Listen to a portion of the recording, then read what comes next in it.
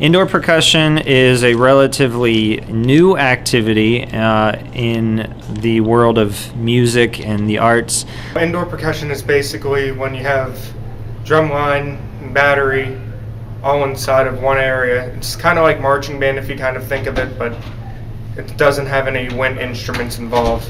It's all percussion. Marching bands are obviously older, but indoor percussion is much like marching band, except it's inside, like the name suggests, and it's just percussion instruments. A lot of the percussion instruments that you might see behind me, marimbas, other keyboard instruments. They do electronics as well, like the keyboard synthesizers, and obviously snare drums and bass drums and a lot of that different kinds of accessory percussion stuff as well.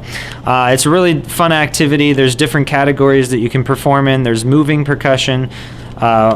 Us this year, we're doing just stationary percussion, which means we're just standing still. We're not actually marching.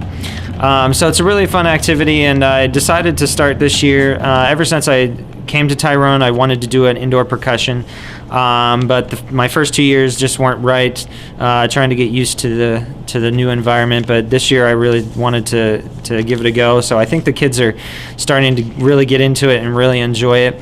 I'm actually looking forward to competitions and seeing how the show goes out throughout the season. I believe it's going to be a good show this year for our group. And I think it's going to be a really fun activity for them. We perform in the gym at different schools, and our first competition is actually our home show on February 27th. We're going to be performing here in exhibition, so that'll be our first time out. So February 27th, I don't know the exact time yet, but you can come out on that day and support us and the Indoor Guard, which is performing as well this year. This year our show is the theme from darkness. It's basically like a dark type of show. It starts with a darkness theme. Nearing the end of the show, it turns into a light themed. I hope the kids get a lot out of it, specifically just the experience of learning a new instrument and something that they've never done before.